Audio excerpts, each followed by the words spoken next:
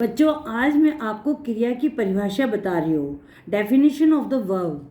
तो बच्चों, क्रिया से आप क्या समझते हो? क्रिया मीन्स होता है काम करना।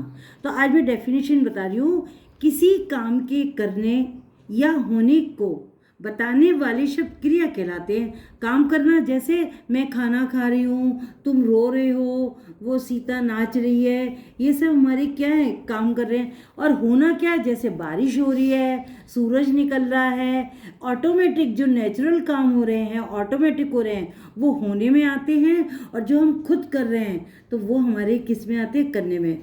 तो दोनों ही बातें हमारी क्रिया में आती हैं। किसी काम को करने या होने को बताने वाले शब्द क्रिया कहलाते हैं। अब ये पिक्चर देखो, जैसे खाना, वो खाना खा रहा है, नाचना, जो ये लड़की नाच रही है, दौड़ना, लड़का दौड़ रहा है, तैरना, लड़का तैर रहा है, और जलना, दीपक जल रहा है। अब बेटे, मैं कुछ इंपॉर्टेंट पॉइंट्स टू रिमेंबर, याद रखने योग्य कुछ बातें मैं क्रिया में समझाना चाहती हूँ। आपको पता है क्रिया का मूल रूप धातु कहलाता है। मूल रूप क्या होता है? ओरिजिनल वर्ड हमारा, जैसे खा हमारा ओरिजिनल वर्ड है, खा हमारा ओरिजिनल वर्ड है, ठीक है।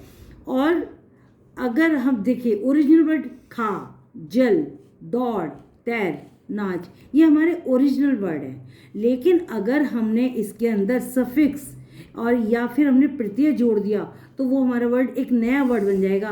खाना, जलना, दौड़ना, तैरना, नाचना, यानी हमने क्रिया के मूल धातु, धातु मतलब ओरिजिनल वर्ड क्रिया का, अगर हमने उसमें ना प्रत्यय जोड़ दिया तो देखो एक डिफरेंट वर्ड बन गया, एक नया वर्ड बन गया हमारा। ओरिजिनल वर्ड से सफिक्स जोड़ के एक नया शब्द बन गया। अब मैं आपको एक पॉइंट और इम्पॉर्टेंट बता रही हूँ आज। हिंदी में वाक्य बनाने के लिए सबसे पहले हमारा सब्जेक्ट, मतलब सब्जेक्ट मीन्स कर्ता, काम करने वाला कौन है वो। उसके बाद ऑब्जेक्ट, उस काम करने वाले ने, एक सब्जेक्ट ने क्या काम किया, ऑब्जेक्ट कर्म, मतलब कि क्या काम किया। और एंड में हमारी क्रिया आती है, कोई काम कर रहा है, कर रही है, करता है, करता था, तो ये क्रिया एंड में आती है। जैसे फॉर एग्जाम्पल देखो, सीता खाना खा रही है, तो सीता क्या हो गई, खाना कौन खा रहा है, आप इससे क्वेश्चन करो। खाना खा रही है, कौन खाना खा रही है, सीता। क्या खा रही है, खाना।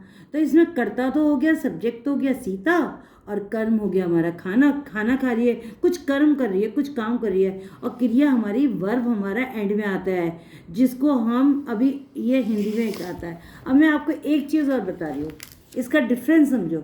इंग्लिश में सेंटेंस बनाने के लिए मुख्य रूप में पहले सब्जेक्ट आता है, कर्ता आता है, यानी हिंदी में भी कर्ता आता था, काम करने वाला। फिर इंग्लिश में हमारा क्रिया आती है, और हिंदी में हमारा क्या आता था, वो ऑब्जेक्ट आता था।